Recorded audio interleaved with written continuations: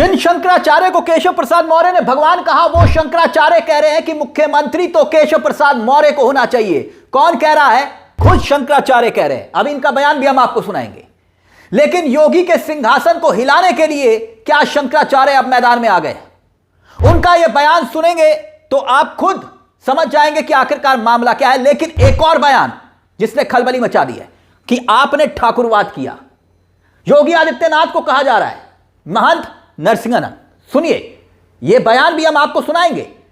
यह कि यहां पर बात शंकराचार्य के अपमान और साधुओं की पिटाई क्या इस बार योगी आदित्यनाथ के लिए बहुत बड़ी मुसीबत लेकर आ गई है? क्योंकि शंकराचार्य ने जिस तरह से मोर्चा खोला है, उसने योगी के सिंहासन को हिलाने का पूरा मन बना दिया है।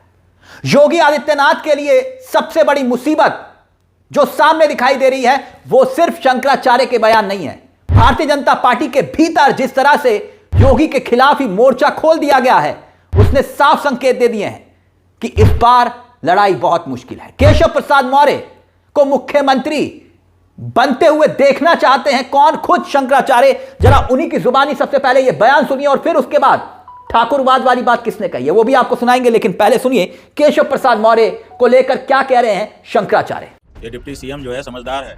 ये समझता है कि हमारे अफसरों से गलती हुई है और ये समझता है कि मामले को इस तरह से बढ़ाया नहीं जाना चाहिए, इसको समेटना चाहिए। इससे हमको नुकसान हो रहा है, पार्टी को नुकसान हो रहा है, इसीलिए ऐसा वक्तव्य वो दे रहा है। ऐसा व्यक्ति मुख्यमंत्री, समझदार व्यक्ति को मुख्यमंत्री होना चाहिए, जो अकड़ में बैठा हुआ हो और जो जिद पाल करके काम कर रहा है, उसको मुख्यमंत्री नहीं बनना चाहिए। तो क्या कहा शंकराचार्य ने? यह डिप्टी सीएम समझदार है, यह समझता है हमारे अफसरों से गलती हुई है और कह रहे हैं उससे आगे बढ़कर बड़ी बात जो उन्होंने कही, क्यों लखनऊ तक सिंहासन हिल गया, कि उन्होंने कहा मुख्यमंत्री ऐसे व्यक्ति को होना चाहिए। समझदार है, जो अकड़ में बैठे हुए हैं, जो जिद पाल कर बैठे हुए हैं, उनको मुख्यमंत्री नहीं बना पाएंगे, वो मुख्यमंत्री नहीं बन पाएंगे। कौन कह रहा है? खुद शंकराचार्य कह रहे हैं। यानी कि केशव प्रसाद मौर्य को आशीर्वाद दे रहे हैं कि जाओ मुख्यमंत्री बनो।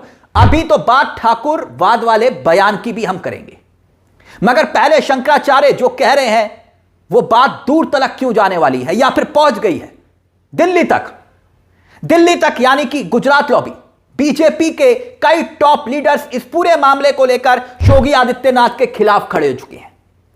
कैमरे पर आलोचना हो रही है, कैमरे तक पर। डिप्टी सीएम चीफ मिनिस्टर, जो डिप्टी चीफ मिनिस्टर हैं केशव प्रसाद मौर्य, तो पहले ही खुलकर साफ तौर पर कह चुके हैं शंकराचार्य भगवान है। और केशव प्रसाद मौर्य कौन? जो अमित शाह के बहुत करीबी है, खासम खास है। और केशव प्रसाद मौर्य जो खुद प्रयागराज की सियासत को बहुत करीब से देखते हैं, क्योंकि वहीं से वो आते हैं। और शंकराचार्य वो कह रहे हैं कि भगवान है, हाथ जोड़कर प्रार्थना कर रहे थे। और उन्हें ही अब केशव प्रसाद मौर्य को उन्हीं शंकराचार्य ने कहा कि मुख्यमंत्री बने।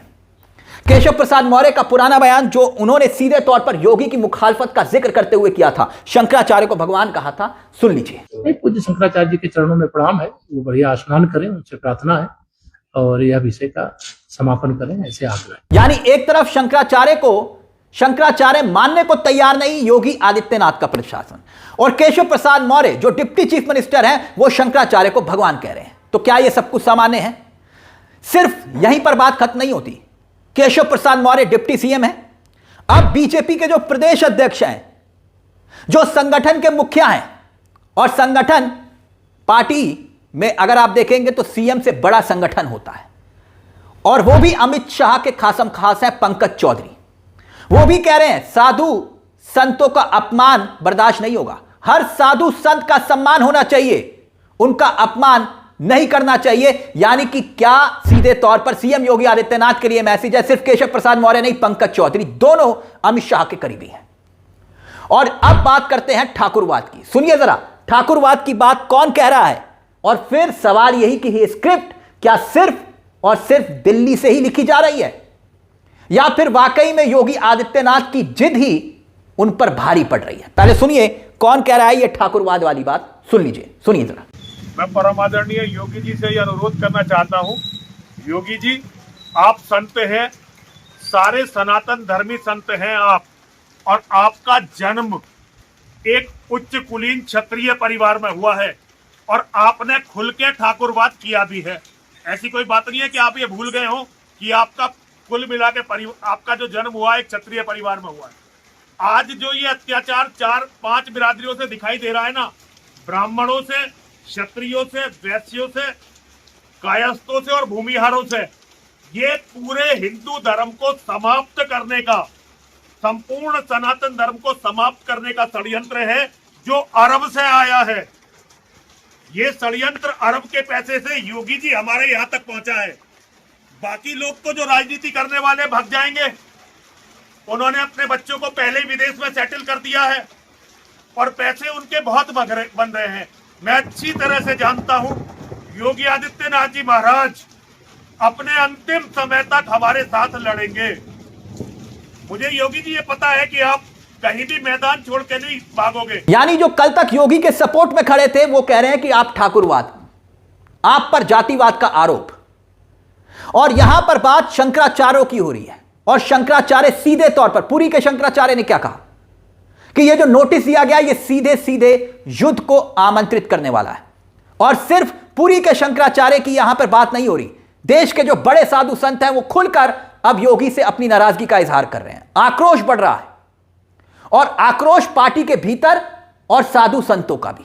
और उसी बीच शंकराचार्य ये कह देते हैं कि केशव प्रसाद मौर्य को मुख्यमंत्री होना चाहिए, और बाकायदा वो ट्वीट तक कर देते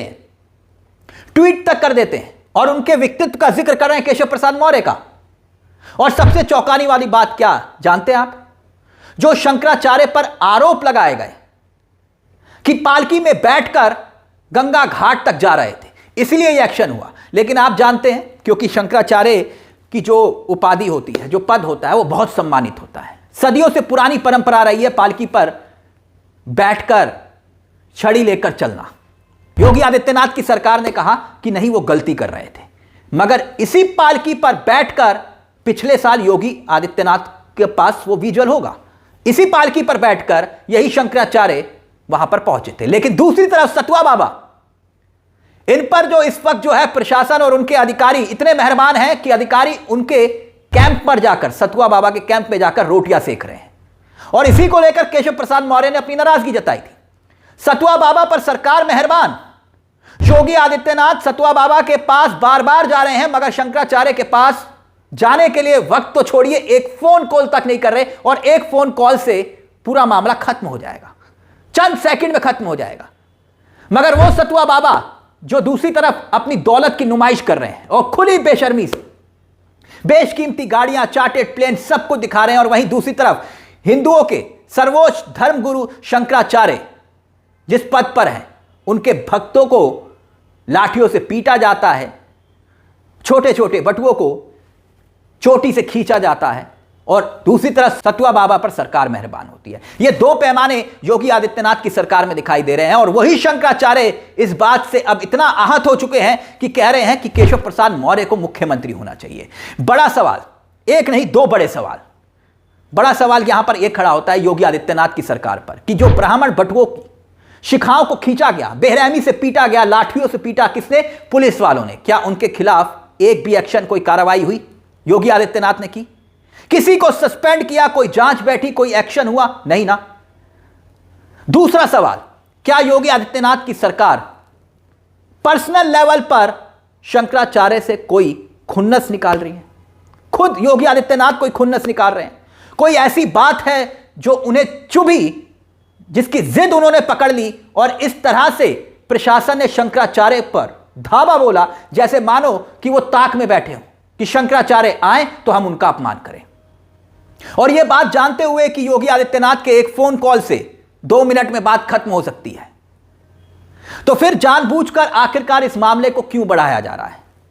मामले को तूल क्यों दिया जा रहा है? और खुद योगी आदित्यनाथ इस तरह का बयान क्यों दे रहे हैं, जिसको लेकर सवाल खड़े हो रहे हैं और उस पर कोई सफाई नहीं? और शंकराचार्य तो अब खुलकर कह रहे हैं कि केशव प्रसाद मौर्य को मुख्यमंत्री होना चाहिए।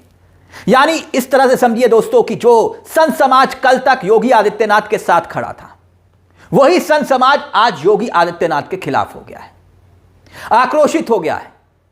भारतीय जनता पार्टी के अंदर, भारतीय जनता पार्टी के बाहर, आरएसएस के अंदर, आरएसएस के बाहर नाराजगी साफ तौर पर दिखाई दे रही है।